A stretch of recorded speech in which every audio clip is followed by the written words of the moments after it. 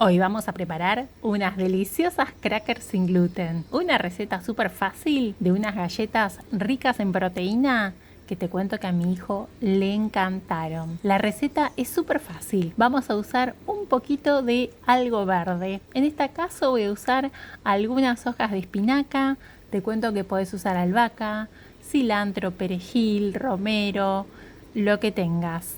Y si no, puedes usar zanahoria rallada. Lavamos las hojitas verdes y mientras tanto colocamos 2 cucharadas de semillas de chía o pueden ser 2 cucharadas de semillas de lino, de linaza, y las dejamos en remojo en 1/4 de taza de agua. ¿Cuánto tiempo? Aproximadamente 20 minutos. Y mientras tanto vamos a preparar en un recipiente la harina que vamos a usar. Yo voy a usar harina de garbanzo, que es una harina rica en proteína. También podrías usar harina de quinoa o podrías usar harina de lenteja. O si querés también podés usar una premezcla sin gluten o podés usar harina de espelta si te gusta y si usas harina de espelta.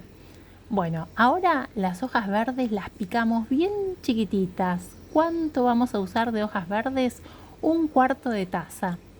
Y recordá que si no tenés hojas verdes, podés usar 1/4 de taza de zanahoria rallada. En la harina vamos a ir agregando las semillas que ya están hidratadas, 1/4 de taza de las hojitas verdes picadas, una cucharadita de sal y una cucharadita de pimentón dulce. Todo eso lo vamos a integrar con 1/4 de taza de agua.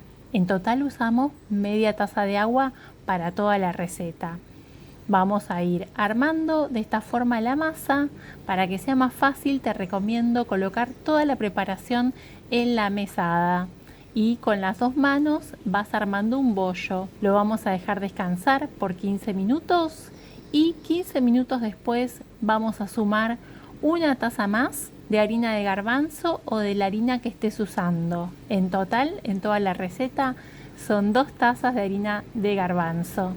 Te voy a dejar el detalle de todos los ingredientes abajo en la cajita de la descripción. Y una vez que armamos la masa, que nos queda la masa seca, que no se pega en la mesada, que no se pega en las manos. Y si te está gustando la receta, no te olvides de dejar un me gusta y de compartir la receta para que más personas puedan disfrutar de estas deliciosas crackers sin gluten. Ese es el punto que tiene que tener la masa.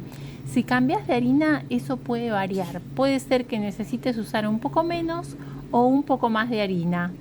Tenés que ir ajustándote hasta encontrar el punto en el que la masa no se te pegue en las manos ni en la mesada, pero que sí tenga una consistencia un poco húmeda para que la puedas manejar.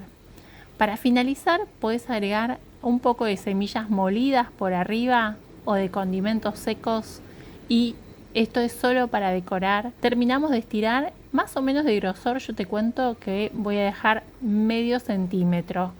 Van a ser unas crackers un poco gruesitas, ¿sí? Las podés hacer más finas si te gustan. Y con una tapita de un pote vamos a hacer la formita.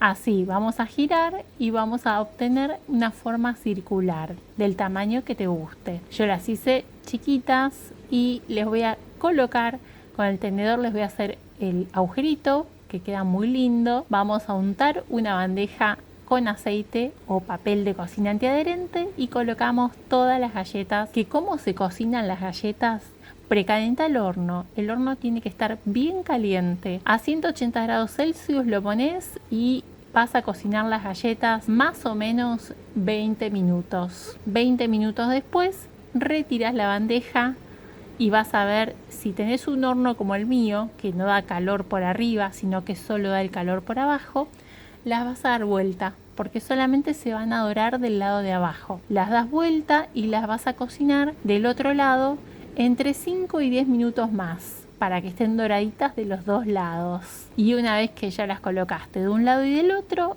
están listas para comer, para acompañar lo que te guste.